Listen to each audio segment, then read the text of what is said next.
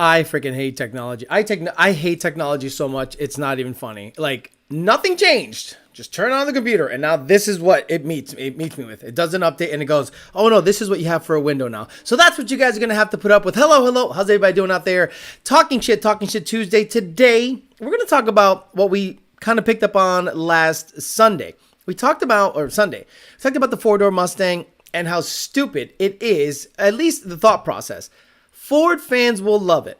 But again, if you're not a nut hugger, there are already cars out there that are 4 doors, V8s, and tunable right now. And I'm going to highlight one of those over at Late Model Performance. Our friends over at Late Model Performance, who are also sponsors, have been tuning CT5 Blackwings since they came out, making parts, all that stuff. And I came across one of their videos that they made recently where a Blackwing made 730 rear wheel horsepower, pump gas math, and 800 pound-feet of torque. Like, no Mustang with any Whipple has that unless it makes like 1100.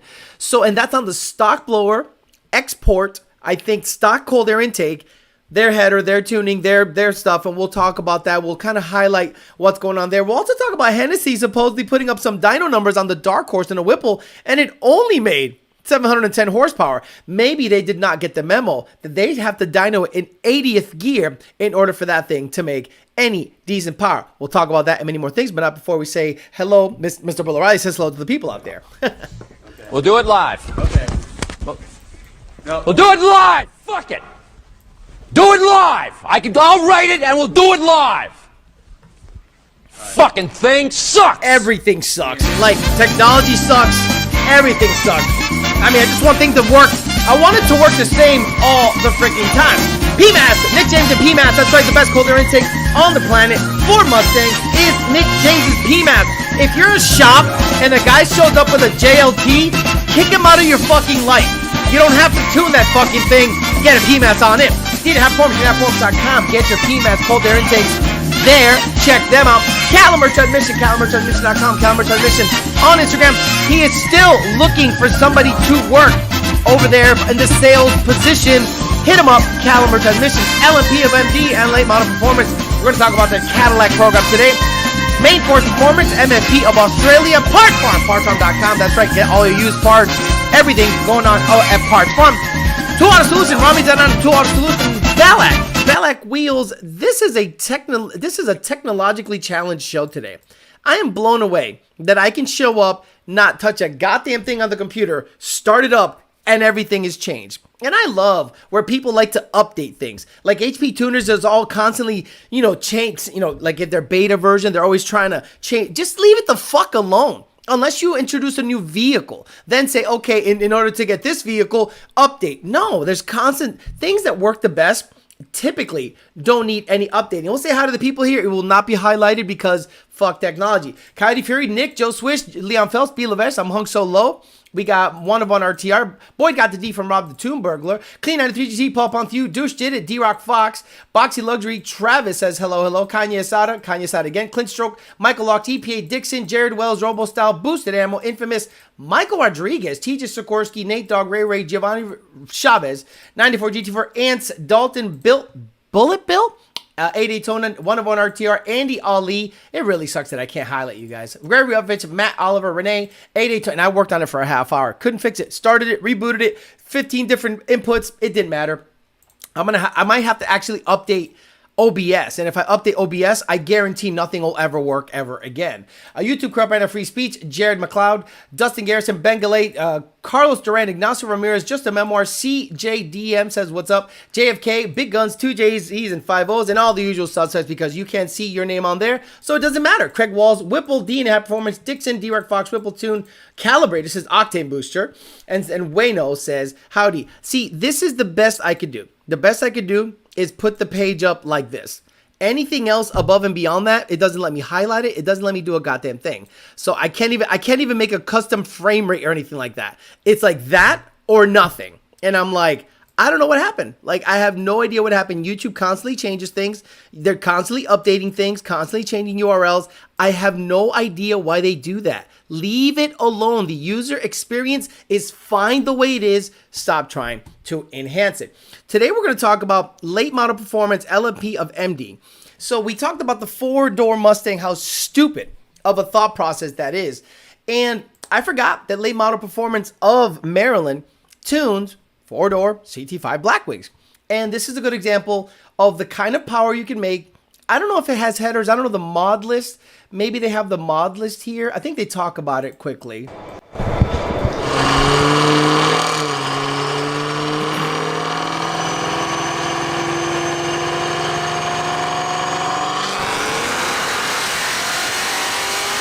Is that thing spinning? Like, you see how it goes kind of sideways on the dyno a little bit? I think it spins on the dyno. Look at it closely. Nah.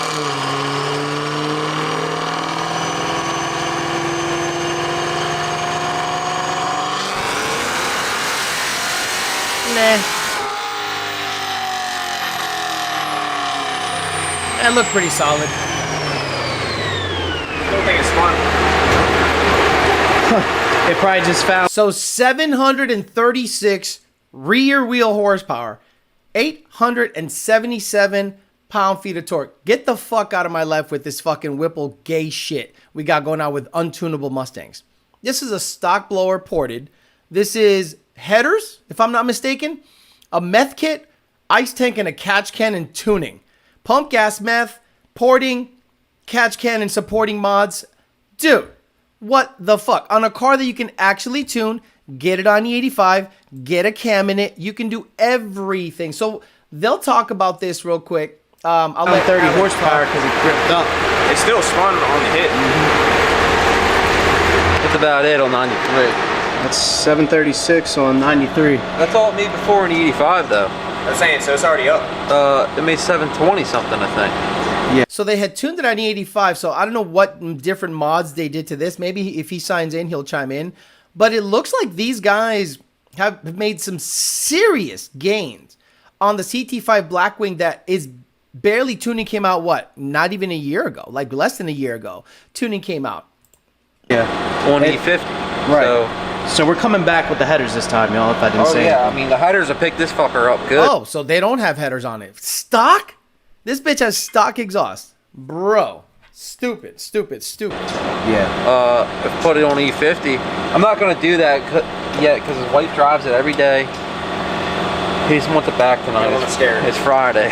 Well, yeah, but we're going to put an intake on this that we made, or in the middle of making. He's going to take it, bring it back, we'll put it on the dyno again, and compare. We'll put it on the hub this time. So they don't have an intake on it. Stock cold air intake. Stock manifold? How the fuck are you guys? Oh, the export. Maybe the pulley. Maybe they have a lower on it. The fucking thing makes 830 pound-feet of torque. On E50 with the stock intake, dyno it, get it done, then put it the intake on it, see if it picks up. And that's why we put it on the hub. And then they talk about some of the parts that they make that apparently some people, and this is the nice thing about tuning. Tuning allows you guys to make parts that might need tuning or adjustments. Maybe you move a sensor here and there. Maybe you change the IAT sensor, something. I'm not talking about tuning for the tuner. I'm talking about tuning for even the parts company. We have a catch cam for him. Yes. We need to put that on this, by the way. We have a catch cam for him. We have a lot of stuff. The front tank, a heat exchanger, and we have a lot of things for the CT4 coming. I mean, 15-inch conversion. 15-inch conversion. That's almost. It's actually on the website right now. So they have heat exchanger catch cans, 15-inch conversion. They have headers for them already, I guess, because it's a LT, LT, I guess. Supposedly heat exchanger upgrades, pumps, you name it. So that is going to be the issue going forward, right? How long is it going to take for the Ford Mustang to become tunable? How long is it going to take for Ford to unwind and say, hey, we have to support what's out there? Because shops are only going to be able to sell you a provided tune. Here it is. It is what it is. Dyno it in 10th. That's it. Dyno it in 10th gear so it can show a number. And then people are going to be like, okay, now what? Nothing. The people that sell injectors, the people that let's say you want to relocate the IAT, maybe you want to tune it with meth, maybe you want to supplement the fuel system and compensate for the meth, for the cooling, you want to go E85, you want to do different cold air, you want a different throttle body. The problem is that tuning will absolutely hamper the hardware and the hardware support going forward. Forget the tuner, like forget me, because Whipple is now the tuner. That's it. Ford says Whipple's the tuner, that's it. And you have wildly inconsistent numbers all over the board when it comes to dynoing, and then the sales guys are playing defense the whole time saying, no, you have to dyno it a certain way in order for this thing to make power.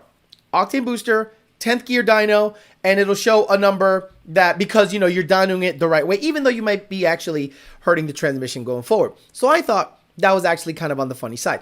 But people like Lake Model Performance of MD, no one really, I guess they don't go out of their way to advertise. They don't play the game. And I think they should play the game, meaning what you're going to have to do is go out there and play the social media bullshit. And I know it's gay as fuck. You see what's happening right now. People are literally being fed a whole line of bullshit. There are engine building companies that are getting rep from YouTubers that everyone knows is shit. Everyone knows is shit. I don't even have to. But the thing is, if I say it's shit, and I mentioned, hey, this engine company isn't that good. I see a lot of you guys ask, what do you think of blah, blah, blah builders? What do you think about blah, blah, blah performance? And I don't say nothing. It's because I know their shit. I only rep a couple of companies based on personal experience. Engine building, it's FFRE. And L&M for 4-valve stuff. That's it. Like, end sentence, it's over. There is no, what about this guy? I don't give a fuck. He went 6s. I don't care. I don't care. A blind squirrel finds a nut once in a while. But someone that doesn't consistently and innovates and has old school tech and old school mindset usually do better in the long run based on their knowledge. So a lot of people that are famous for building one platform, all of a sudden, like look at Texas Speed, right? We all know Texas Speed is trash. It's trash. Everybody knows it's trash. Nobody looks at a Blackwing and go, I'm sorry, a Blackwing, a Texas Speed motor and goes, Billy badass quality parts. If you do, you're on social media a little too much. So when they sponsor a build and give YouTubers or Street Outlaws engines, you guys go, well, they must be good. Really? Really? They must be good because they give free shit to famous people? How come, let me ask you, how come someone like Noonan does not give, oh, maybe I'm wrong. Craig Walls, you're here. Does Noonan just hand over shit to people? Does Noonan say, hey, here you go. Here's a brand new, 481, 4.9, 4.8 bore Hemi. Try this out. See how it goes. No. Like, no. Yeah, exactly, Cole Daniel. Cole Daniel says he blocked It's Just a Dick. And DBP after they sold their souls to Lethal.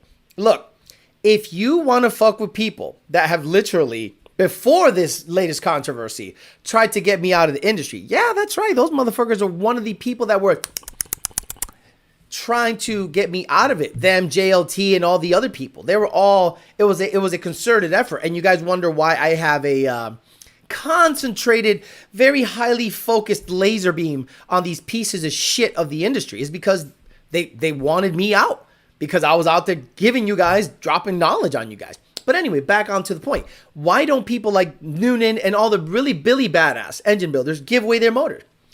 Because the performance speaks for itself. There's a reason Lund doesn't necessarily sponsor tuning to everybody. And Lund doesn't really advertise. Have you seen Lund advertise? Have you seen anybody go out there and say, look, there's a Lund Racing commercial? I get it. I'm one of the, I'm like the talking head when it comes to Lund Racing. And maybe the shops that rep Lund Racing's tuning.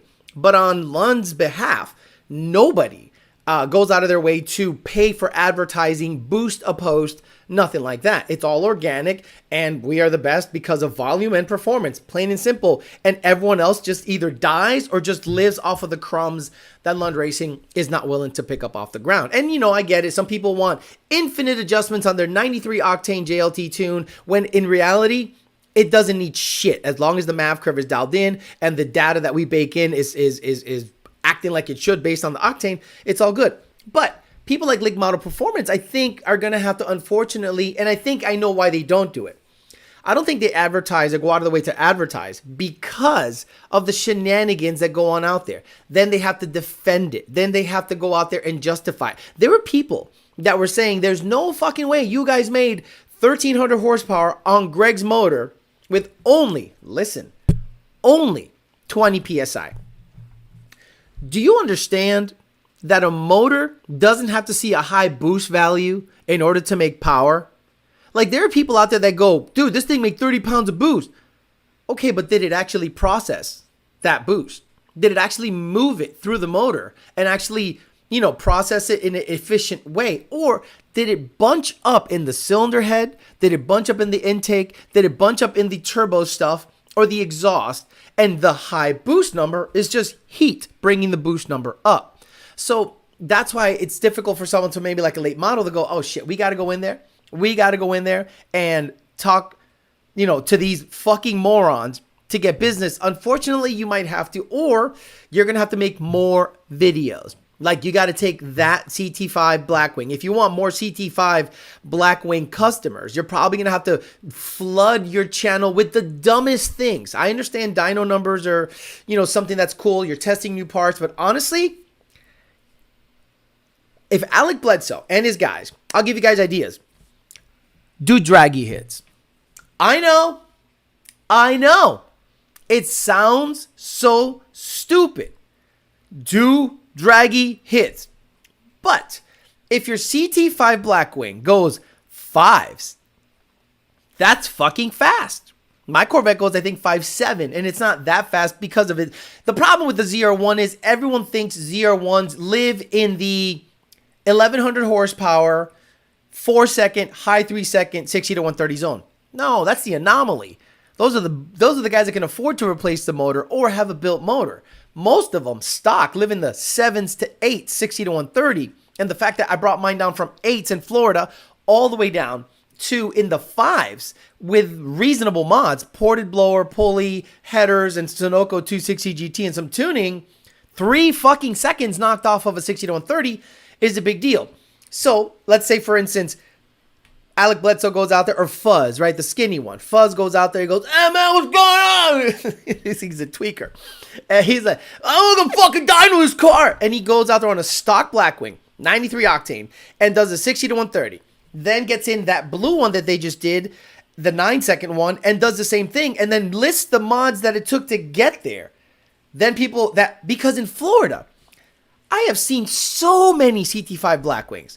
Like, there's probably, in Palm Beach Gardens in Jupiter, 80, 90, everywhere. I see them all over the fucking place. And I'm like, I wonder if these people know that someone like a late model actually fucks with these things. They're tunable, and if you got the dough, you can make these things low 9-second cars in good weather, because we're in Florida. A 930 car in Maryland is a 10.0 car up here, down here. Bet me on that shit. Savat Martiner says, ZR1s have a ton of heat soak issues, which is one of the reasons why. Yeah, they're not great on the intercooling, and that's, I think, the biggest issue Chevy has is the intercooling. Mustangs, in general, are blessed with great intercooling. Whipple has a very good intercooler. They're what is it called?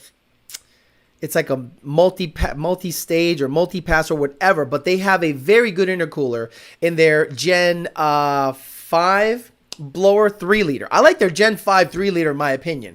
The Gen 6, it just looks like a bigger, better version of a Gen 5. The intercooling on the Gen 5 was able to propel the Lund's car to 790s without a hood, without a bumper. But whatever, that's not here or there. Actually, that was actually hindering performance. But Chevys, if you look at the heat exchanger, on a ZR1, you would laugh your nuts off. Like your nuts would fall right off. The heat exchanger on a ZR1 is thin as fuck, and the upgrade is even funnier. When then you look at my GT500, has a triple pass, dual fan, heat exchanger. Bitch is badass, and it recovers extremely well. at about the 20 psi range. Anything above that, I just think you're not going to be able to cool anything down quickly, or at least recover that quickly because of the amount of heat you're generating. And I think that's a fault of the intercooler brick under the blower, not necessarily the heat exchanger. The heat exchangers for recovery, the intercooling is more indicative of what's happening under the blower or on top of the blower if it's a Whipple upside down blower situation. So, four-door Mustang is stupid when you have the CT5 Blackwing, you have the V3 Cadillacs, and you have the V2 Cadillacs. V2 Cadillacs are owned by the biggest douchebags on the planet by far. Leftover Cobras that got a family and said, fuck it, I'll sell the Cobra, get into a V because I couldn't get into a vet because I got my nasty trailer park whore pregnant. And now we have to have something fast. So the V2 is going to be the, what I get. So V2s are owned by the biggest douchebags, but you can mod them. They're four-door. There's Chevy SSs. There's G8s. There's the V3 and the Blackwing, and then you have the twin turbo gay shit, CT, I forget what they're called, the CT4, whatever. You can fuck with that shit. So I think a four-door Mustang is dumb unless you want to cut into the current Mustang sales, because all you're going to do is sell a little bit of the four-door Mustang, cut into the sales of the two-door Mustang, and if you ever wanted to sell Mach-E GTs, you're going to bite into the sales of that. So it's kind of a redundant thing to have, in my opinion, a sedan Mustang. E90 is fine, 985 too, and feels okay. Dual pass heat exchanger or some shit. Imagine waiting a week or two to get a tune from another company. Look, I think what's happening is we're getting those guys leftovers. ATSV. Rizzy says ATSV. Sounds like a V2 fits my needs more than my GT500. Bryson, you're right. Bryson, I love you. By the time you build your GT500 motor, and then actually, I can make this window a little bigger. Let me make this window a little bigger. Oh, here we go. There we go. There you go. You don't need to see me. You guys can see the chat a little better. By the time you build your GT500 motor and you put it in your car, you're going to think it's cool for a week. Then you're going to hate it. Because it just blazes tire. It doesn't hook anywhere. It doesn't do anything. A lot of people severely overbuild their projects, and then all of a sudden, they're for sale on Facebook Marketplace. Every single time. My Corvette is probably going to go to late model eventually, just to have maybe head, cam, stuff like that. 850, 900, maybe a fuel system if I can swing it. Look, I don't want to spend crazy money on that fucking car. But I definitely want something fun, and I don't think anything above 900 on a ZR1 is going to be usable and fun unless you want to do third gear, lugging it 60 to 130 hits to post on the ZR1 page and flex that you went 390. The gayest shit on the planet. I'd rather go 950s in the quarter mile, in my opinion. Hard to cool down a GT500 when you're battling engine coolant temps of 180 and above in the intake. I don't have that issue. Hey Alex, I just installed the Vengeance clutch in my Boston from Ben Calimer, 100% better, and did it myself with a great buddy and his lift. Do it yourself, so satisfying. If the four-door Mustang all-wheel drive manual would be interesting. So Ryan, who I follow on Instagram, he owns a 60s Coyote swap Mustang, and he road races with it. And he's like, guess what's popping up in my feed again? The all-wheel drive patent for Coyote Mustangs. I go, I wonder why. I wonder why that's popping up again. It's almost like, I wonder if there's a PR department at Ford, like a little shadow campaign situation going on there, where they throw stuff out there just to see what kind of buzz it creates.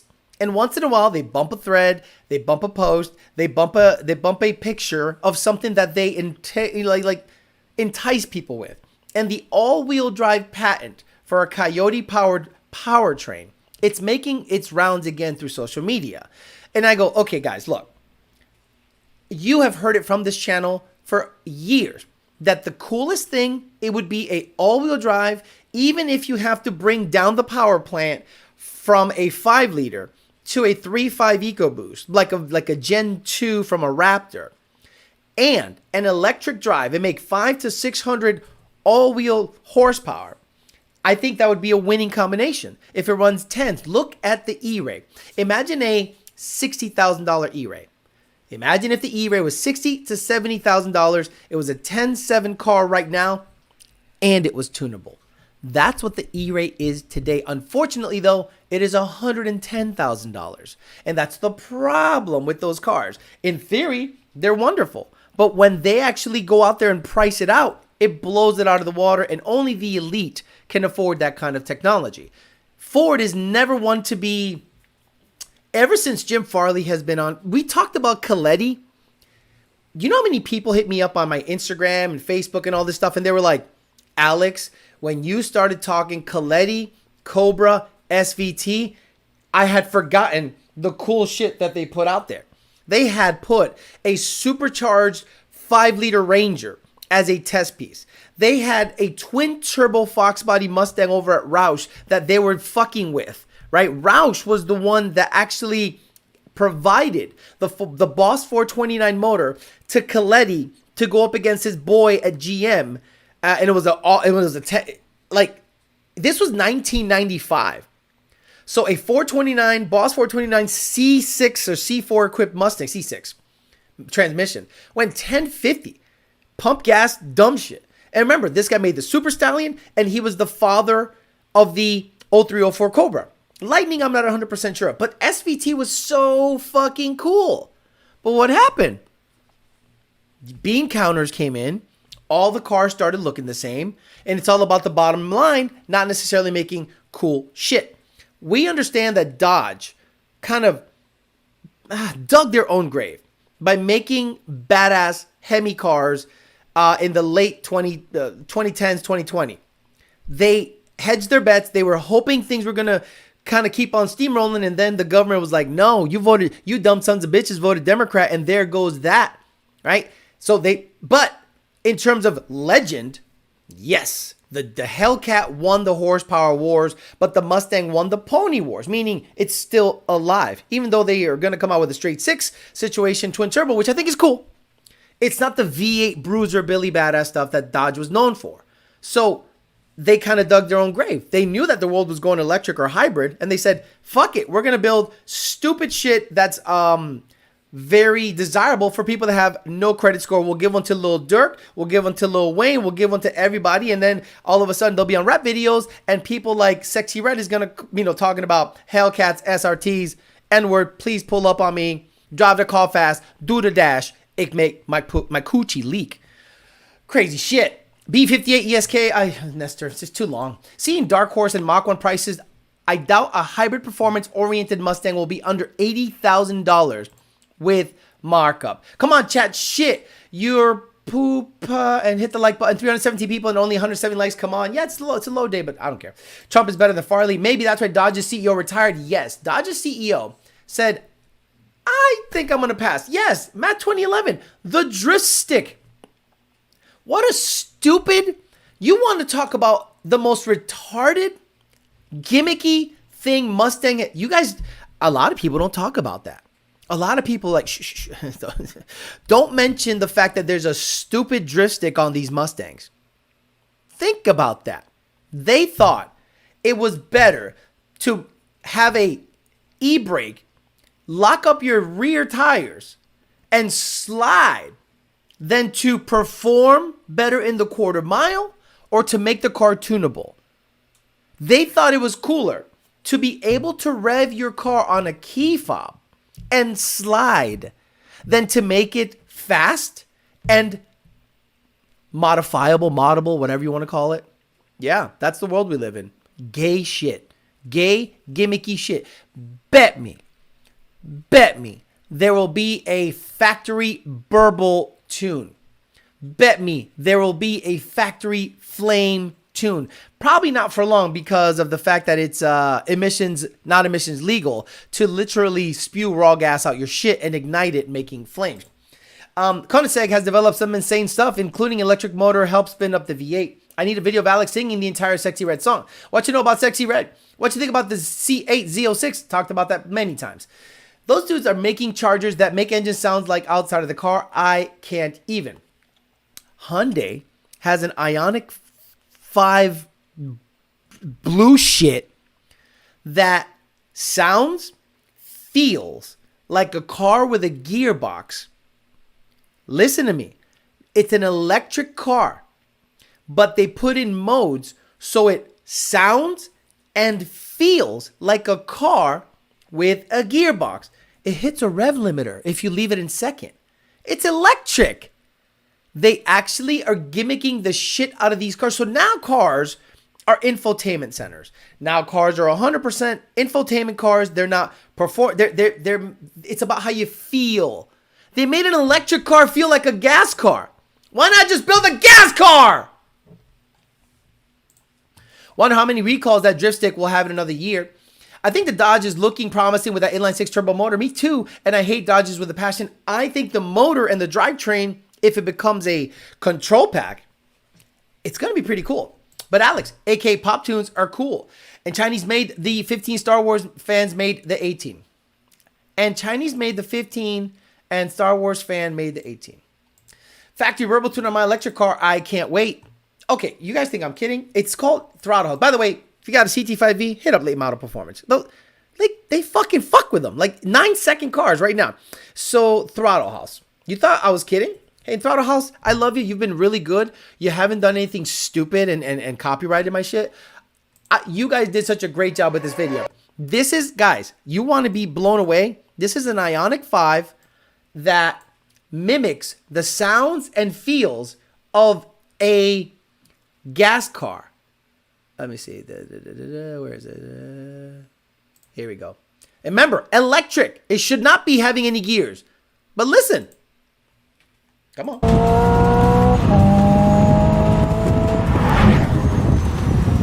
The execution of which is so good. It feels properly like an 8-speed transmission. It sounds good. It does fake burbles when you come off throttle. Fake. Listen, guys. Fake burbles piped into your speakers when you let off the throttle. You guys think I'm kidding? It sounds good. It does fake burbles when you come off throttle.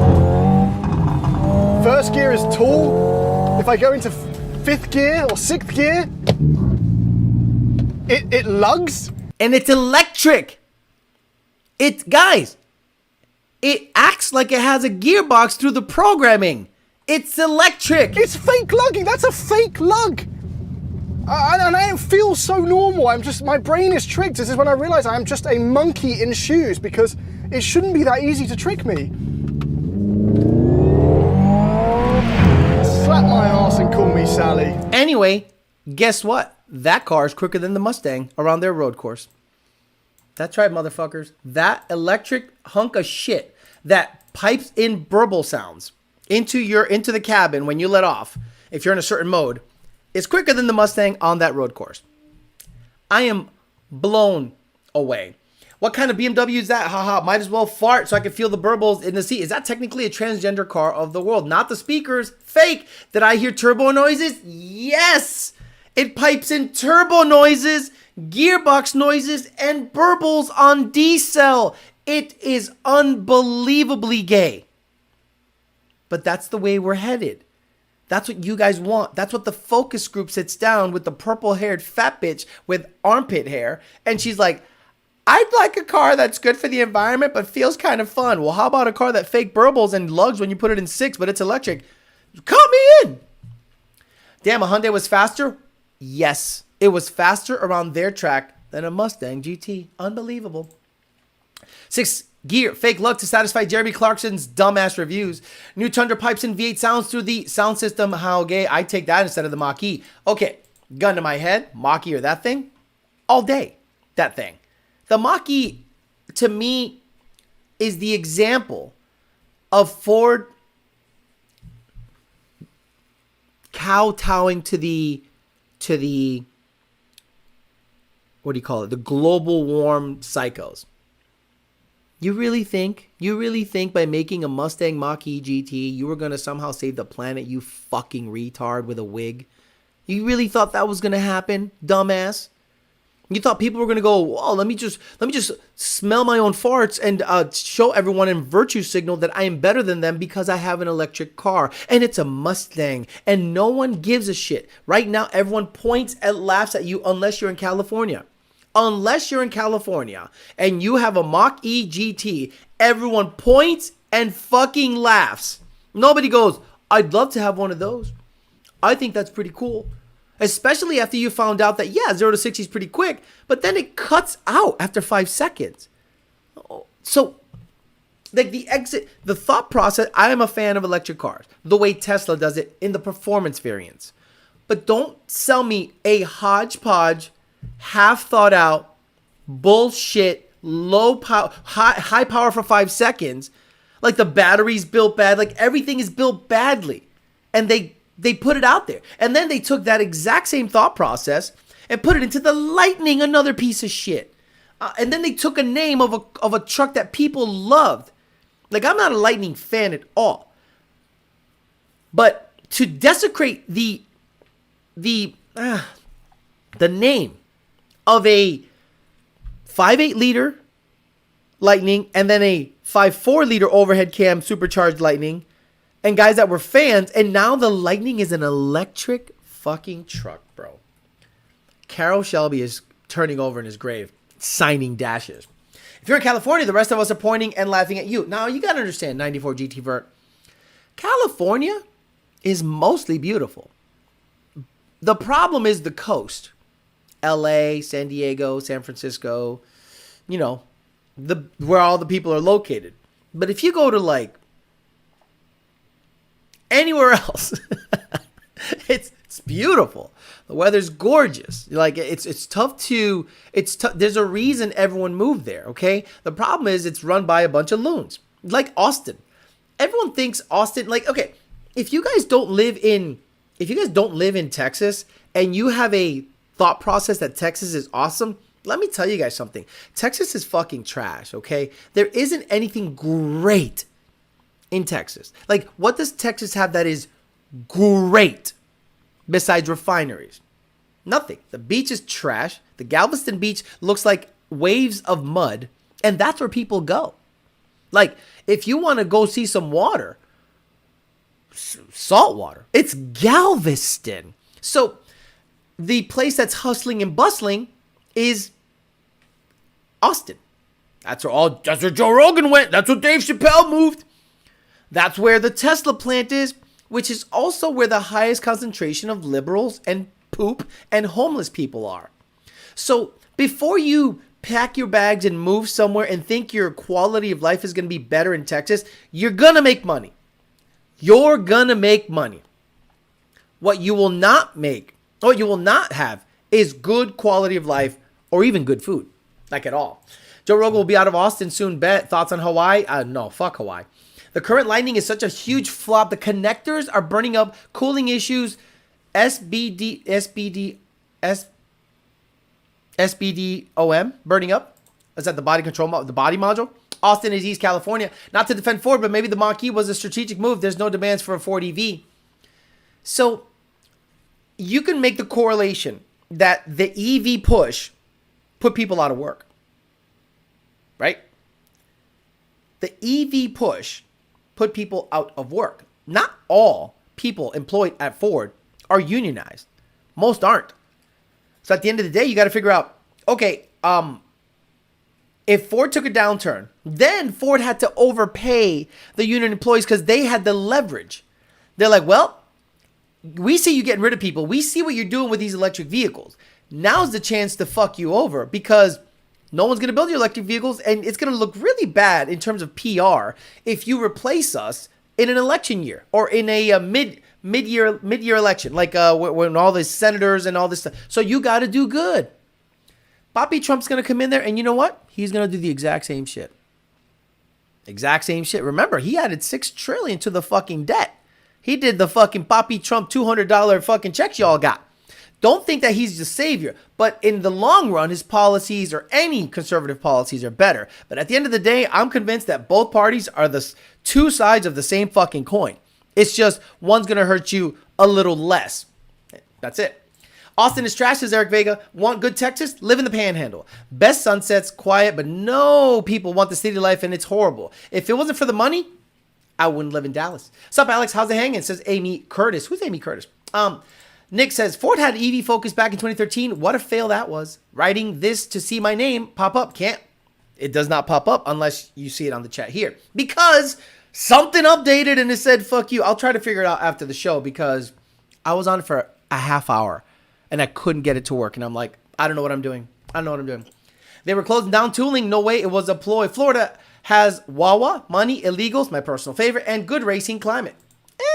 Florida does not have great racing climate unless, well, okay. See, I live in Palm Beach County. Palm Beach County is known for their boating. Why? Because Palm Beach County is located further east than any other county in Florida. Right? And why is that significant? Because the water is the clearest there. Right? Look at Palm Beach County and how it's the furthest east from any other part in Florida. Right? It's the furthest east. You see? Everything goes in, and boom, I'm right here, and it's the furthest east. Why is that significant? The water is the clearest the further east you go. So we're getting literally water coming up here, and the water is beautiful and gorgeous. And let me open the maps. Let me see what's going on here. Let's get the satellite view so you guys know why I live here. I don't live here because I don't live here for any other fucking reason than the water's gorgeous. So we're the furthest east, so we have literally this nice little feed from Cuba and all the Gulf shit, and we get it right here, and it's the clearest, most beautiful fucking water on the planet. I freaking love it. It's gorgeous here. You got look at this. Come on. Look at the water coming in. Look at Peanut Island. Look. Oh, anyway, if you live further south, Miami, Fort Lauderdale, stuff like that, the racing is ridiculous. Just go watch Can I Be Frank's channel. Go watch Can I Be Frank. There's racing every day if you know the right people. You want to race a 1500 horsepower GTR? You got a couple $1,000? He'll race you. The best racing is between October and April, right? October and April. Dead of winter. Wonderful conditions for racing. 75 degrees for a high. At night, it gets down to 59. Some nights it gets into the upper 40s. And guys are out there just racing for months on end, right? So the racing is pretty good further south. So if you want to look at Florida, specifically South Florida, because if you ask me about Orlando, you ask me about St. Augustine, you ask me about St. Pete, you ask me about Tampa, Sarasota, and Naples, I don't give a fuck about any of those places. Any hobos living under bridges? Of course, everywhere. Can I Be Frank had a new video of two GT500s, same mods, one from Lund, one from Palm Beach Dino. Palm Beach Dino went into limp mode and ran like shit every run. I'm blown away that happened. Only thing I wouldn't lie about is the Florida humidity. Florida, it is very humid. Austin Logan says, I'm from San Antonio and it's nothing but eggers and bowl haircuts. I moved out to the country. Good for you. Giovanni Sanchez says, so basically you're either Meek Mills or you're Jenna Jameson. Okay, this chat is up my alley. Looking to buy something next year, RS56 Blackwing or a GT350 on my radar. If there's an Explorer Lincoln with a 5.0, I'd be about it. Thank you. I don't know why Ford doesn't drop a Coyote in everything. Like in everything. Chevy goes, LT, put it in everything. Put it in a fucking UPS truck. Put it everywhere. We don't care. LT in this, LT in that, LT in that. Fuck it. Corvette, CT5, Cadillac. Like, it's not out of the realm of possibility that a Camaro might come back again, but like, if it keeps dying and coming back, like what killed off the Camaro this time? Because I said in a video on the Street Alpha podcast, by the way, look at this fucking shirt. So Street Alpha sent me a shirt. This has to be an $80 shirt. It is ridiculous. Like, it's made out of some stretchy material. It has their logo on the back. It's a Street Alpha, like on the neck shit. And I'm like, bro, this bitch must have cost $80. Bitch is nice. Voice of the Streets, thank you so much, brother. So, I mentioned on the Street Alpha podcast that the Cobra killed the Camaro. Oh, I didn't. Okay, well, when is Cobra going in development when it debuts in 03? Do you think in 2001, 2, and 3, there weren't Cobras and Cobra rumors going around? And all of a sudden, when it debuted in 03, by the way, that means it came out in 02. When cars have a model year of 03, they come out the summer before. So in about July, you're going to start seeing, or August, you're going to start seeing 2025 Mustangs and F-150s on the road. So the Cobra comes out. People were rumoring that this Terminator, this code name. So for years, there was this development rumor percolating. Camaro fucking dies. Cobra comes out, rules the streets, and it becomes a Z06 contender. Gone was the competition Camaro. You just overlooked that and went right to Corvettes. That's Mr. Coletti's triumphant, he could hang his hat on that. And that started the high horsepower dual overhead cam game. Before that, there was no high horsepower dual overhead cam game. 96 to 98 Cobras had 305 horsepower. 99 Cobras had 260. There was even a lawsuit because they didn't make enough power. So imagine you had a 96 through 98 Cobra that made over 300 horsepower. Then you bought a 99 and it made less horsepower than a 96, 98. Then the Mach-1 came out in 03, I think, 03, 04. Then the Cobra comes out and it makes effectively over 400 horsepower. Dual overhead cam supercharged. And the Camaro is gone. And they are now competing up against Corvettes. Then, of course, C6s, GT500s, Billy Badass, big horsepower wars started after that. So that's why I, from my perspective as a Ford guy, thinks that the Cobra, in actuality, killed the Camaro. And people are like, no, it didn't, no, it didn't, no, it didn't, because the Camaro stopped in 02. Right. When the Cobra came out in 02, just because it's an 03 model year doesn't mean it wasn't in the street in 02. God damn it. EPA and GM cucks killed it. Could have picked up the C7 where the C7 left off. Not like GM doesn't have spies checking out the competition and development. Right. Imagine you, okay, what do they call it? Industrial espionage.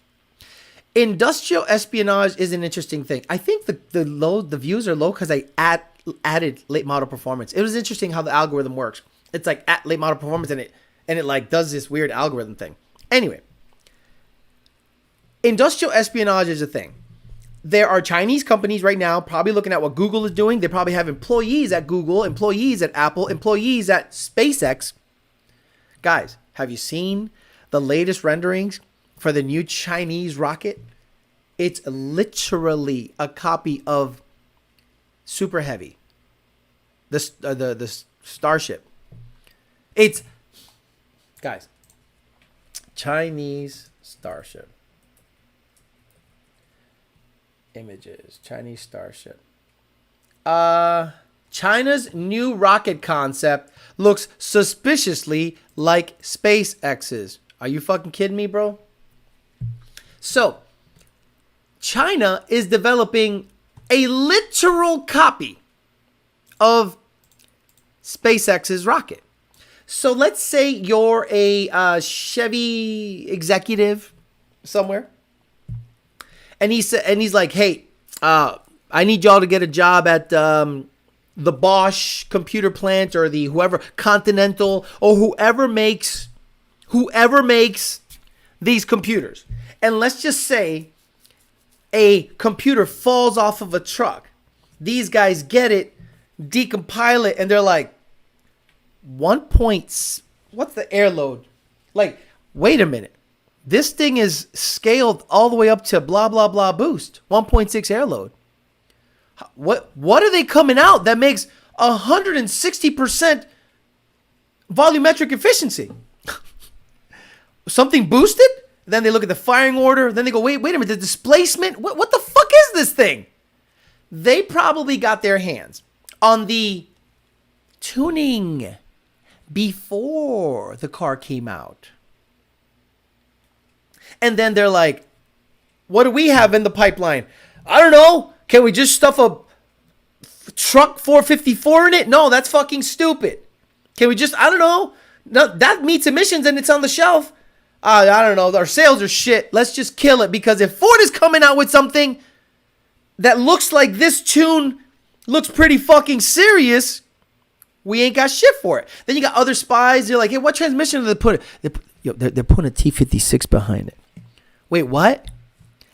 They're putting a T56 behind a 32 valve motor with an Eaton supercharger.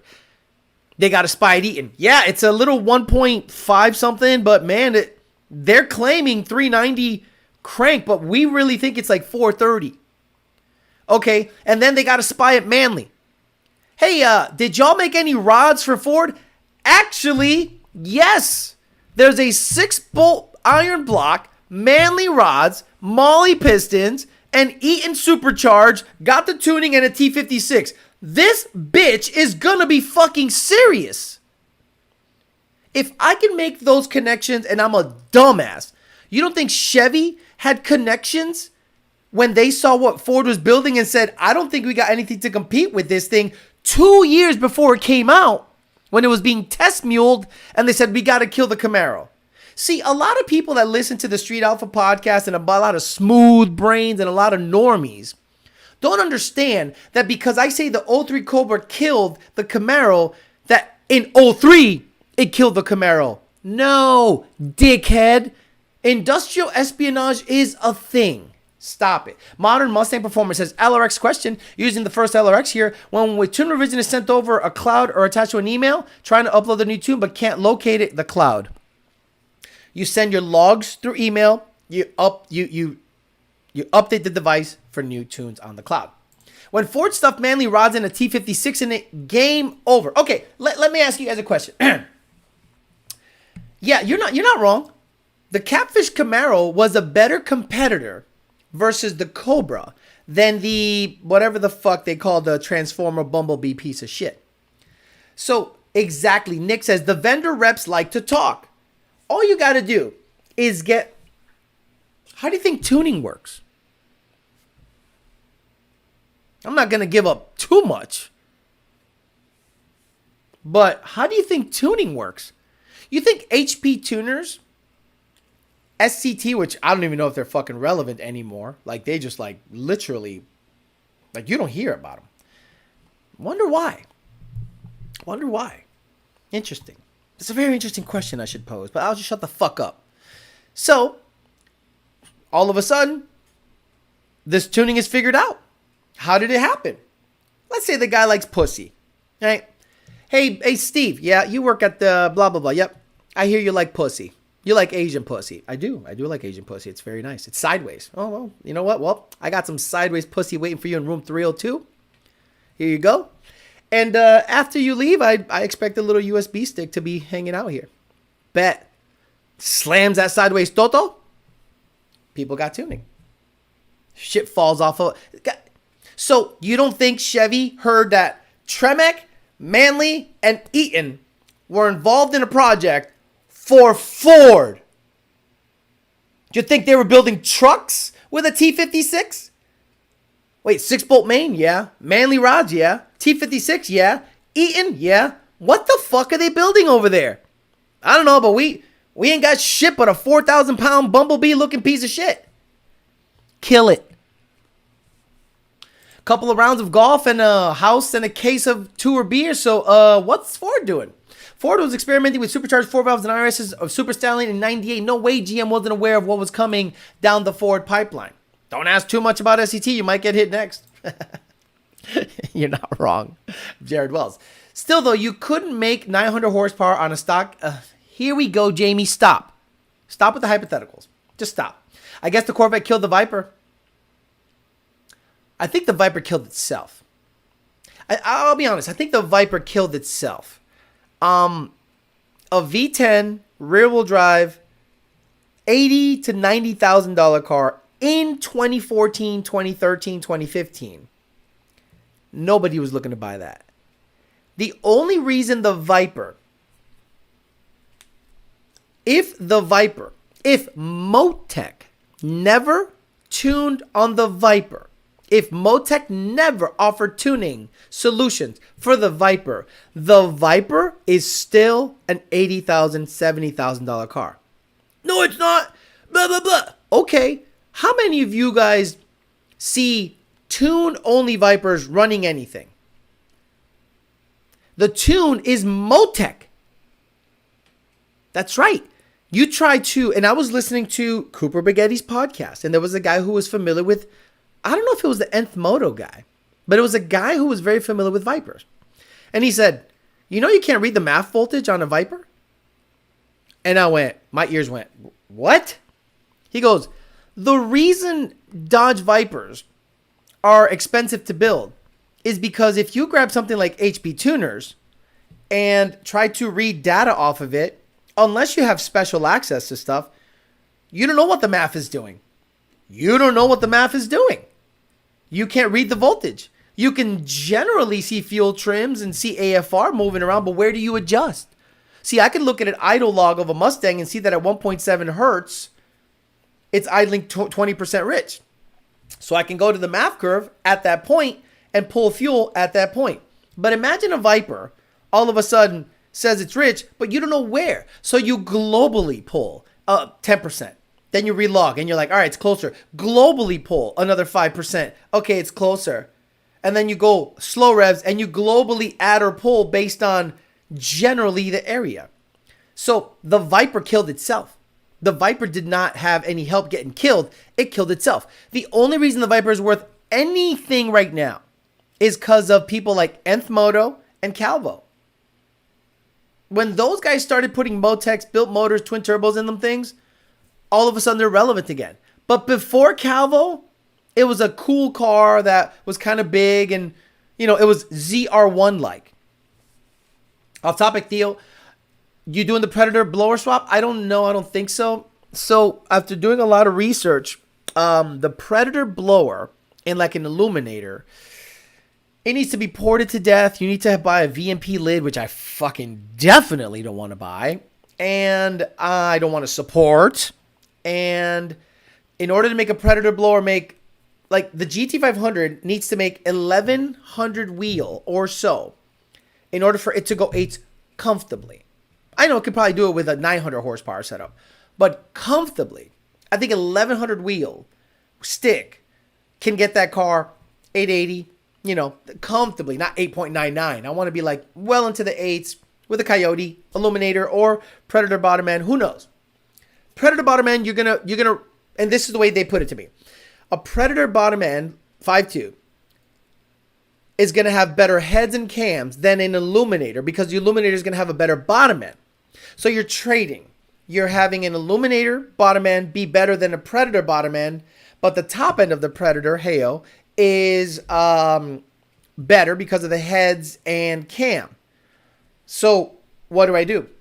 I don't want to start swapping heads and swapping cams and swapping bullshit. I just want to run a long block that's sealed, maybe stud it and put it in the car, put 20 plus pounds of boost to it and see if it makes 1100. Jamie Easton says, Z06 Terminators and Vipers, it was a cool era for sure in the early 2000s. It's all we had, honestly. Alex, what are your thoughts on the C6 base Z06 versus a Coyote? General comparison, not speed. I don't know much about the C6 or Z06, unfortunately. But I know that a Z06 C6 should dog walk any stock Coyote. Big Daddy Patty says, LS1, LS3, the GOAT until the 2011 Coyote killed the LS, in my opinion. Why grab an LS now? Throw heads, cam intake, and high compression. Add it to trap 118 in the quarter when you can just run full bolt-on Coyote. The LS, like the Coyote, shines with boost. Actually, I think Vipers don't have shit on the low end, but once they start moving, they crush it. SCTX Scout tuning, I don't miss those days compared to now. What a headache. Well, shit, probably going to lose power. 70 mile an hour winds. I saw something interesting about Lexus. People either brag about the brand or tell you the model. Like saying I drive a Ferrari versus I drive a Mustang. That's why the GT Viper probably died too. Again, I think the Viper died because of the cost and the tunability. Like right now, if you want to tune a Viper, you probably got to use Diablo stuff, right? Like Dodge, Diablo, access to that shit. And if you want to use HP tuners, I think it's limited. But if you want to add stuff and have, I don't know, like infinite inputs and shit, MoTeC or something like that is the way to go. And you're $5,000. The Corvette outselling the Camaro, killed the Camaro. It's time for an LRX or an N-Gage twice today. Phone disconnected during the data log. Jared Wells, by the way, shout out to Jared Wells. Jared Wells fixed his fuel system. T56, 2.3 liter, TVS, JLT 125. I think 1050X injectors, return top fuel system E85. One revision on E85. Once pump gas was dialed in, one revision on E85, 20 degrees, have fun, kiddo. Shit, in late, can you start over? Predator will be awesome. Opinion on the meth and PD blower for cooling. IAT sensor in the correct spot to see temp change. Tyler Tibbetts, I think that's a good idea, but again, how much cooler do you want to make it? If you have a good heat exchanger, and at what boost number? You're being very generic with that question, Tyler. If you want to see a temperature drop, then that means your boost is high. Why is your boost high? You need to figure out at what point the car stops making usable boost. And if that's 22 PSI, based on the cam profile and the head flow and the layout of the engine. If all you're making is, let's say for instance, I'll give you an example. Let's say from 15 PSI to 20 PSI, you make an extra 155 horsepower. But from 20 PSI to 25 PSI, you make only 50 more, but your IATs really start to get after it. Now you're going to have to go, what is worth it? Is the extra 5 pounds of boost, but an extra rise of 30 degrees worth it? Or should I stay at 21, 22 PSI, not much of an IAT rise, but not much of a gain that I had from 15 to 20? That's why you don't see a lot of guys doing 30 PSI blower stuff, because you have to think about boost as Gale Banks says. It is a measure of restriction, and all you're doing is creating heat, and heat creates more boost. So a lot of people are like, oh my God, I'm shoving 30 PSI in this car. Cool. Is it making more than 23? Well, no, like 10 more. Well, why the fuck are you shoving 10 more pounds of boost through it if it's only able to process 17, 20 more horsepower? Boost is not, quote unquote, more better. More boost is more heat. That's all it is. So you have to stop and wonder, okay, at this point, I don't gain anything. Diminishing gains. Now, Coyotes, totally different ball games when it comes to turbos. If you have a back pressure sensor, you are directly measuring what the restriction is at the exhaust. So if the exhaust back pressure is not equaling 1-to-1, meaning 30 for 30, 40 for 40, you're under that. You keep shoving boost in it. And once it reaches a certain ratio, which I don't know what it is, but a double wouldn't be great. But whatever 1.2, 1.3, 1.5, whatever ratio you start getting diminishing gains in, that's when you say, I've reached my efficiency island peak, my piping peak, my flow peak, my engine peak, my air pump peak. Thanks. Was told the revision was added, updated it many times, power device up, and multiple times, one update, maybe it wasn't added, I'll reply to the ticket. That's the best way to do it. Modern Mustang performance. Mo better is more street up. Engage on board, IAT sensor. Alex, Whipple with an Engage on board. IAT sensor upgraded to the brass with a breakout harness. Engage still showing.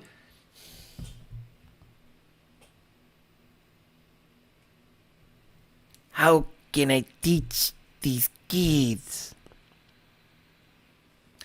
How can I teach these kids? Parker Performance, are you ready? Are you ready, Parker Performance? Let me ask you a question. You have a breakout harness, correct? Where is it being broken out from?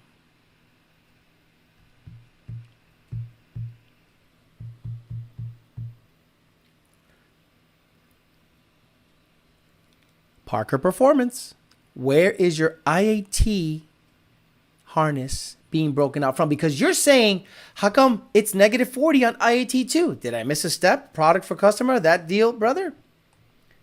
If you broke out the signal from the MAF harness, that is IAT1. Your IAT1 is now your IAT2 when you break it out and put it in the back of the blower, because now you're making your air charge temp, ACT, your blower temp. Your IAT1 is your blower. Why do you want to see MAF temp, then blower temp? For the Delta! Oh, he said that's why I asked. I appreciate it, brother. Modern Mustang Performance says they may have forgotten to assign the serial number to the tune. Just email them. Happen to me once. He's right. Thermal expansion, heat equals expansion. Expansion equals problem. At some point, you just got to know where to cut it off. And if you don't know where to stop, as Lund said so. Exactly. Do your part. Chip in. Join the AMRI. MAF. Exactly. The MAF. So if you're breaking out of the MAF, that's IAT1. Now your air charge temp ACT or IAT1 is your IAT2. The only time, listen up everybody, the only time you're going to see IAT1 and IAT2 in the same log is when it's a Roush file pinned to the computer like Roush likes, or a GT500 11 to 14 Sacaboard body. Yeah, look, I can't rage all the time because I like Parker Performance, even though he's a buddy with fuckface. I like him. I like him. He's been respectful. And again, I don't think he's one of those guys that double dip. I don't talk shit. I'm Parker. Parker has been respectful, contributes to the chat, is a member of the Patreon channel, and is a absolute crazy supporter of Lund Racing. So even though he fucks with an op, I respect him. I can actually segment that part of my brain. I don't like it. I don't like it. Fuck him. Not Parker, his boy. But what are you going to do? And he likes Ryan Eckhart, who is the turbo guy, our fabricator. So he likes Ryan Eckhart. I'm a happy guy. Let it out, Alex. You're going to pop a vein. Hi, Alex. Well, Alex, we're all kids at one point, and like a sponge, we wanted to absorb everything. I appreciate that. Look, guys, I'm not smart. I'm not smart at all. I just have access to a lot of information. I just have access to a lot of info that most other people don't have. And I have the ability, and Senior said this to me, and I didn't realize it until he said it. He goes, you have the ability to communicate in such a way that it's a bird's eye view. It makes your brain kind of work. It's sort of metaphorical the way I speak, hypothetical, but logical. And I think that's my talent. I think that's where I can explain things simply to people. A subject matter that's on the difficult side, I can kind of explain to a simpler person because I'm simple. I'm one of you. Simple. I appreciate it, brother. Yeah, this was a Roush car. We swapped over to a Whipple. Exactly. So it was previously a car we monitored IAT2 on. Exactly. Because you swapped it over to a Whipple to a... Unless you... Why did you swap a Roush car to a Whipple? Let me ask you a question. Is it a Gen 1 or a Gen 2 car? Oh, hey, Parker, you're talking my language. He said, I fucks with said op less since being part of the AMRI. Love that shit. Brandon B, by the way, Brandon B, I did not forget about you. You got me some coffee and a shirt.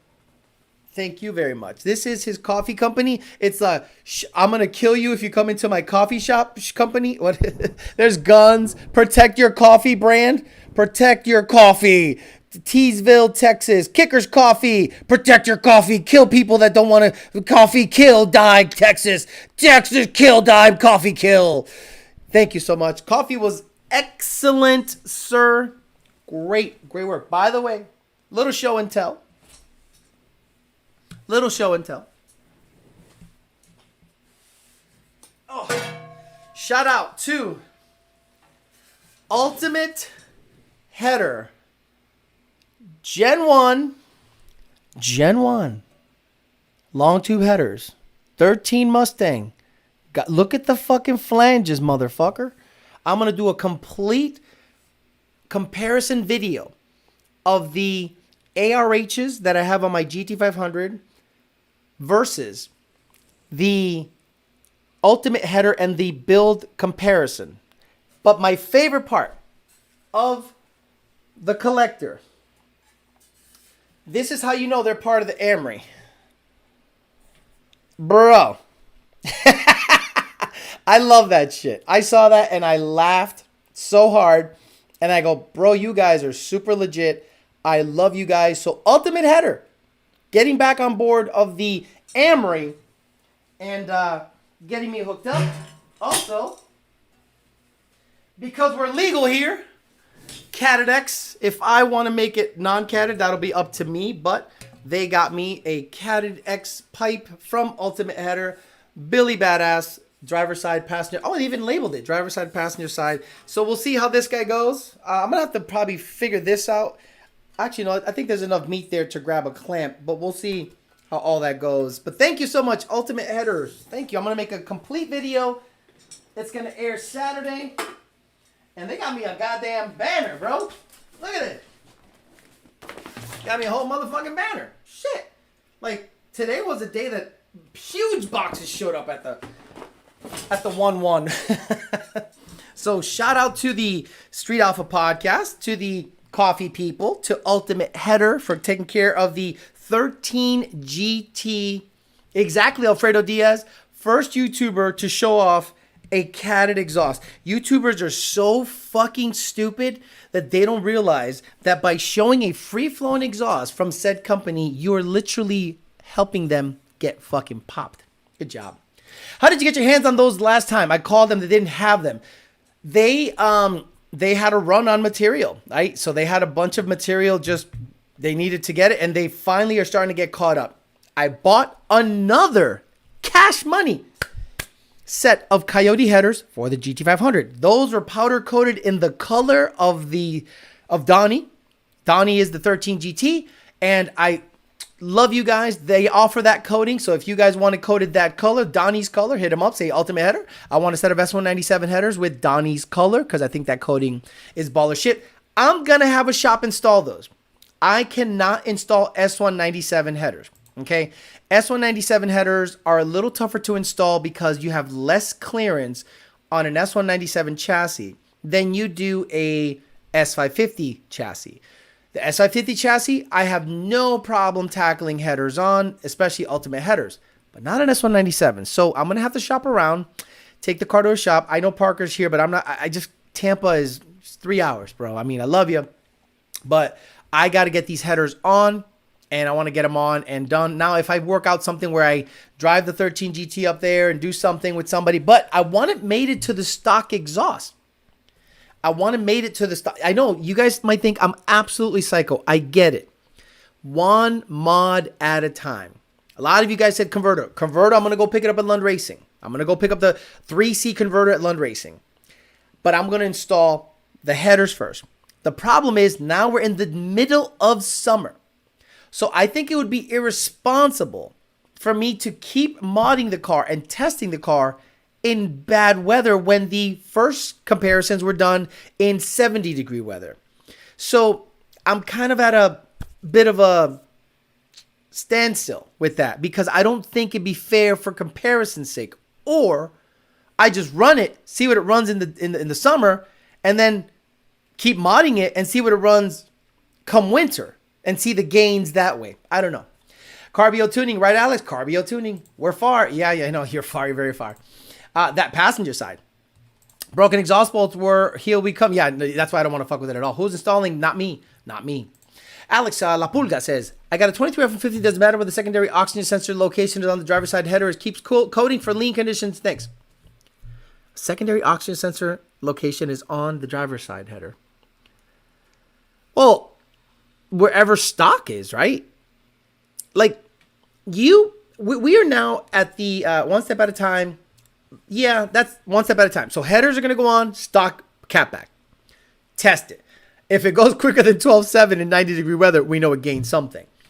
So you got to understand in modern modding, you cannot start just deleting stuff. You cannot start having custom placement for things.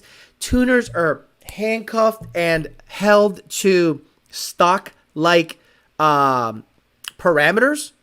Gone are the days where you can just delete stuff, turn this off, turn that off, da-da-da, and things are going to be cool. The cars are now more sensitive. Once gasoline particulate filters drop, it's over, Johnny. Like, I'm telling you, the moment that shit drops, it's absolutely over. Johnny. Tuning the way you know it is over. Nothing is over! Nothing!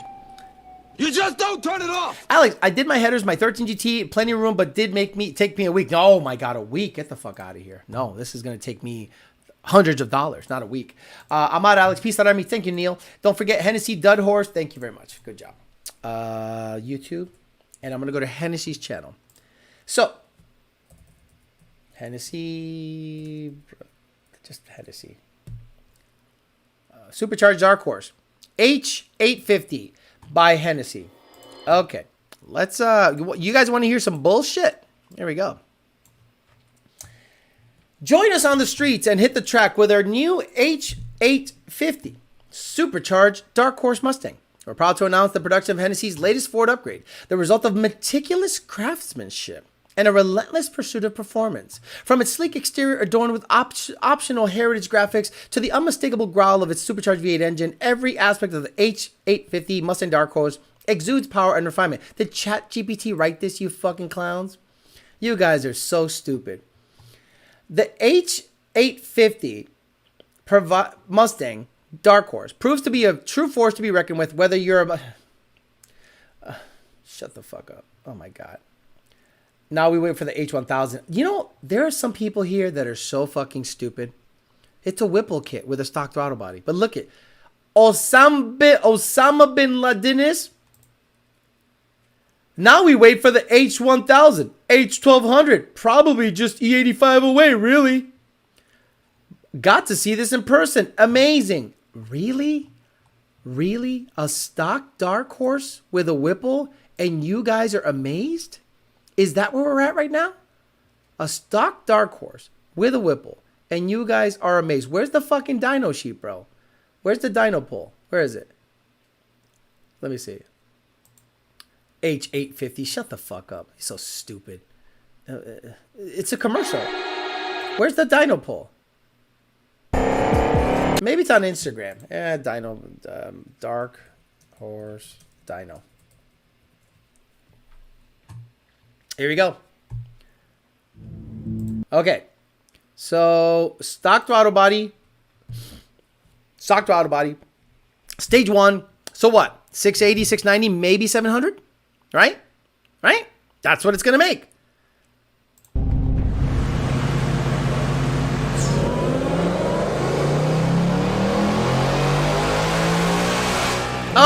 Oh, wait a minute.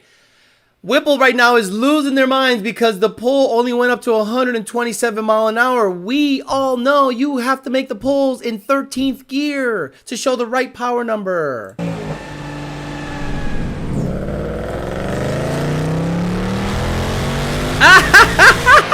Look at the detonation, guys. Guys, look at the exhaust. Every single time it puffs, it is a detonation event. Every single, or a catalytic converter eating itself.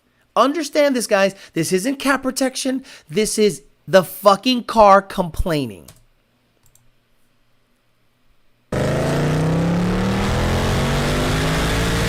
Oh my God, it is spitting out shit. Nice throttle hang, huh?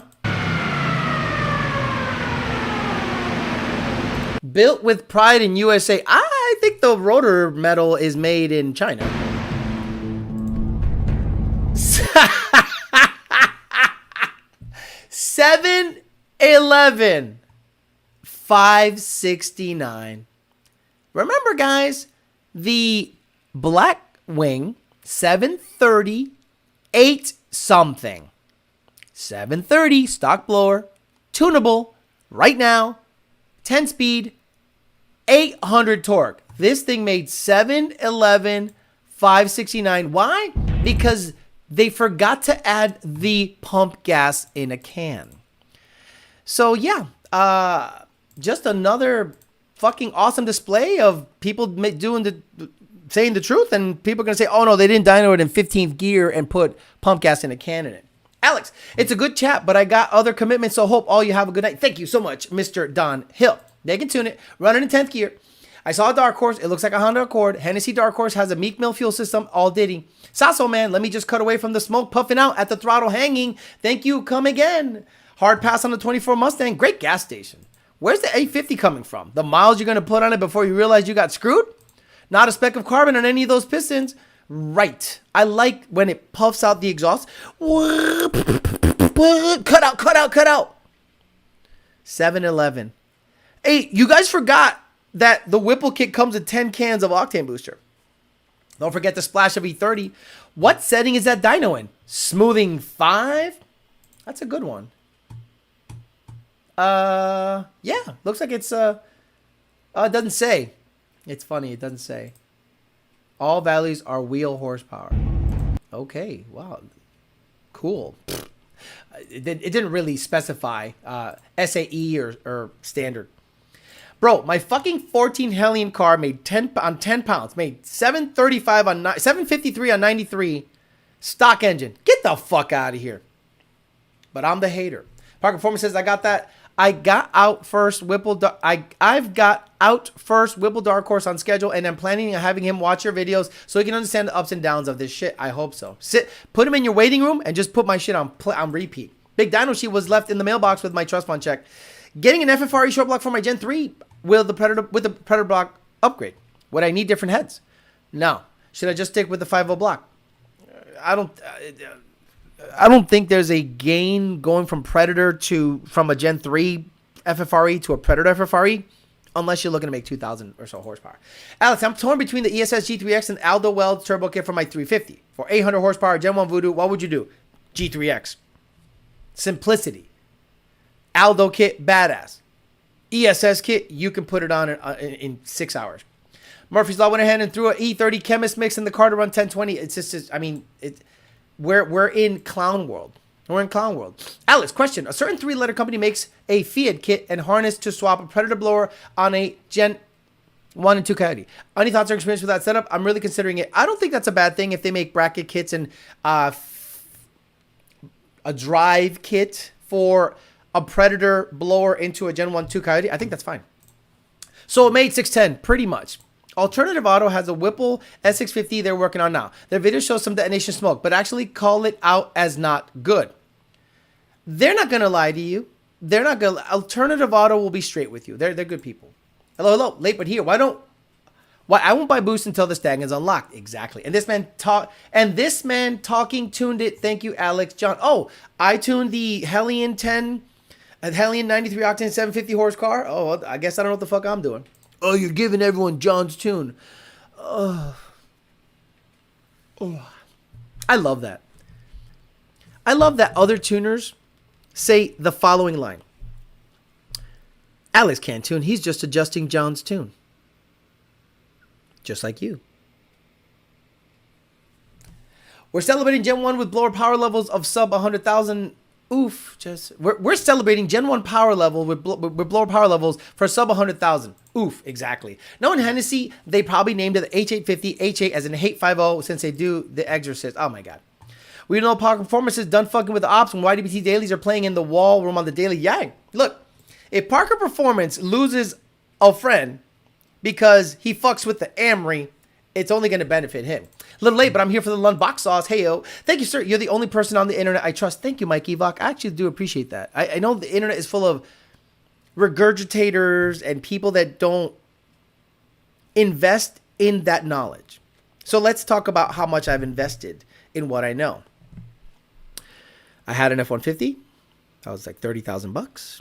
I had a Gen 2. That was like 20. Actually, that was 30, almost $32,000, and I got fucked on that. So 30 to 60. I have a Gen 3. That was another $38,000. So I'm like, that's like $98,000. Then we have a GT500, $60,000 right off the rip. It's $150,000. And then I got fucked on the motor big time. That's 12. That's 100. I have over $250,000 invested in my knowledge base of this platform and the late model Ford platform. My own personal money after taxes. No one asked me to do it. I did it myself so that I can get on game. So everyone else rents it, reviews it, reads the brochure. When a guy like me, who is a nobody that lives in a 1-1, invest almost $250,000 in the late model tuning game, and I spit something out, it comes with that knowledge behind it. What Ford tuner isn't suggesting John's tune? Adjusting John's tune? Exactly. Doesn't PBH make some Predator blower swap shit? Yes, they do. Have you heard anything from ESS on the F-150 kit? Fuck no. Yeah, Lidio's a good dude. He's a good dude. I like him very much. Lidio is like such a good dude that he let Scott Hasty have his tune, and Scott Hasty fancies himself a tuner. I'll review your logs. It's not a Whipple car, bro. What the fuck are you going to look at? I like him, though. He's a good guy, but he ain't no tuner. Howdy, Emery. Late to the show. Hitting a like button and watching the replay. Mañana. Hey, can you give me the copy paste, please? Exactly. Sign me up. Don't forget the mods motor you bought. Exactly. I'm going to buy an Illuminator. I have a Gen 3 bottom end. I have a 321 set up in the deal. I spent 30 grand on the stupid cage for the fucking Fairmont. I'm going to do carbureted Coyote stuff with probably Fuel Tech or Holly soon. It's going to be Coyote swap content in the GT500. Probably $300,000 by the time it's said and done. Stop it. And by the way, just to teach these kids, my shit is still running today and hurting feelings. Jamie Easton, love it. Old Ken uses customer GT500 and R&D track wall, says Nardi Mercado. You're not wrong. I'm not going to go out, get in a car and blow your shit up. I would feel so bad if I was the direct cause of something blowing up, meaning too aggressive on timing, too lean on AFR, or just run out of talent when it comes to driving. Look, if I'm in your car and I'm racing your car and I let go of the trans brake or the foot brake and the car spins, runs over. Ooh. Oh no, stay in it to gather data. No, we're racing. I'm going to save it for another day. But some people spin, the car is out a quarter mile. You lost, but they stay in it. And I'm like, the decisions that lead to certain really bad things can be prevented. It's crazy to me. Big Daddy Patty says, do you think there'll be much of a gain from custom tuning on the S650 since they're already tuning S650 on 93, making 60 to 93? Just interested in your thoughts. I think, Big Daddy Patty, what you're going to see is the transmission tuning be better, and maybe you'll gain that way. But I don't think power-wise you'll make more power with a custom tune, no. About to order ESS G3 for my Gen 3 10-speed. Should I go 120mm pulley BAP and 1050X for 93? Yes, sir. Access account, thank you. Thanks for the money. Again, guys, every dime you give me, I don't have a badass house. I don't have a badass, I don't look fancy. I don't got nice shoes. I don't got nothing. You see my videos, I'm wearing shorts. I'm wearing black Air Forces, and I'm wearing old shirts from 4 or 5 years ago or hand-me-downs from Lund Racing. Everything that this channel provides goes right back into the cars so that I can get that knowledge base and spit it back down to you guys. If anything, the only cars that are pleasure are all Lund Racing money, the ZR1 and the Escalade. The others are 100% channel driven. Thank you so much. I'm honored and humbled that you guys give me any money at all. That GT500 was leaking out the bottom all the way down the track. That's why it hit the wall. I have a buddy in Washington who was a super cool dude. Got big tuning A9Ls, dabbled into CTSVs, Coyotes, and other cars. Blew up a few cars and it cost him his business. Terrible. Illuminator GT500 fun. Yodi Power GT500 is going to be nasty. I hope so. Nestor says, what was the shop in Miami you shouted out one of these last lives? Lujan? Wasn't it Lujan? Was it Lujan? I don't know. I think it was Lujan. Lujan. When you get burned on a $10,000 bottom end because tuning was the issue, you won't make that mistake twice. Thank you, Lund Racing. Black Air Force Energy. You think a Gen 2 pullout, putting that into S197 would be the ultimate late model Mustang or just a Boss 302? Boss 302 is that. You basically named the Boss 302. By the way, if you guys thought you're getting Billy Badass old pump gears and stuff on dark horses, some guy on the internet proved, Curtis Smith, go on Curtis Smith's Facebook, he dropped a set of old pump gears. They're the same fucking brittle shits that's been on since Gen 1. So don't think a dark horse engine is this Billy Badass, Billy old pump gear, but it's the same shit. Coyote, same shit. Maybe better rods, maybe better heads, maybe better valves, but nothing super Billy Badass. Valley 10 speed. Thank you so much. And thank you for measuring the ESS MAF housing. I suspect ESS is making the MAF housing smaller because all of the data logs on known data is coming back 20% rich at wide open throttle with 12 hertz on the MAF at 11 PSI. So I got to reach out to ESS. If you got an ESS kit and you're tuned by me, measure your MAF housing for me. I am seeing a rash of small MAF housings, which makes me suspect that ESS change some stuff. Thank you, Carlitos LTX, channel support, and Access Count. Thank you for the another $50. All right, guys, I'm going to get out of here. That's it. The Lund dealer, correct? Yes, they are Lund dealers. Nestor, Barrios, what size turbo? I don't know turbo sizing. It depends on your application. Wow, so even the horse needs OPGs. If you think they wouldn't learn from that junk, nope, they didn't learn. Jamie Easton. I'm out of here. I'll try to fix this stupid shit so that next live, your names pop up. I apologize for that. I worked on it for a half hour and nothing worked. Again, we talked about the 4-door CT5 Blackwing that late model performance is responsible for tuning. They're making 800 torque, 700 plus wheel horsepower on pump gas and math, and they're tunable today. Why mess with any 4-door Mustang or any other stupid thing when Cadillac and even Dodge have tunable platforms that are 4-door right now? It doesn't make sense to get all up in arms with a Mustang. Have a good rest of your night. I will see you guys on Thursday for YDBT Daily. Hopefully, I'll have my issues fixed. Have a good night. See you later. Bye.